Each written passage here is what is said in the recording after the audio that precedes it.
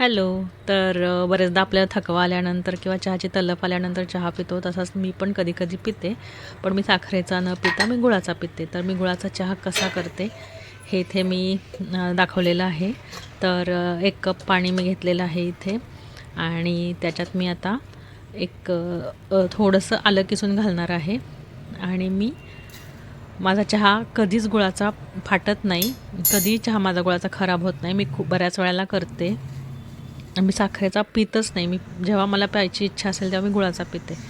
आणि आता इथे बघू शकता तुम्ही, मी पाण्याला थोडीशी उकळी येताना मी आलं किसून घातलेलं आहे. आणि आता मी हे सुद्धा उकळून घेणार आहे. आलं घालून पाण्याला उकळी आणायची. मग त्याच्यात मी 1 चमचा गूळ घालणार आहे.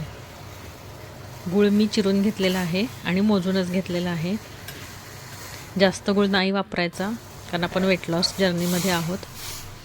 आणि मी लगेच चहा पावडर नाही घालणार. मी आता हे गुळाचं पाणी पण उकळायला ठेवणार आहे. आणि मी बाजूला दूधसुद्धा तापत ठेवलेलं आहे. तर याला पण आपण एक छान उकळी काढून घेऊ.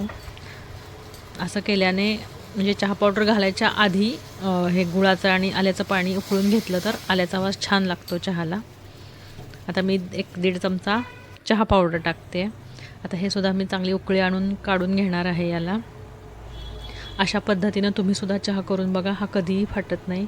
आणि याच्यातच दूध नाही घालायचं आपल्याला, दूध वरून घालायचं आहे. ह्याला चांगली उकळी आणून द्यायची, हा कपात गाळून घ्यायचा, मग याच्यात वरून थोडंसंच दूध घालायचं आपल्याला. दूधसुद्धा जास्त नाही वापरायचं, कारण वेट लॉसमध्ये आहोत आपण, वेट लॉस जर्नीमध्ये आहोत. तर तुम्ही बघू शकता याला छान उकळी येते आहे आणि इकडे दूध पण आपलं वर आलेलं आहे. तर आता मी गॅस बंद करून चहा गाळून घेते.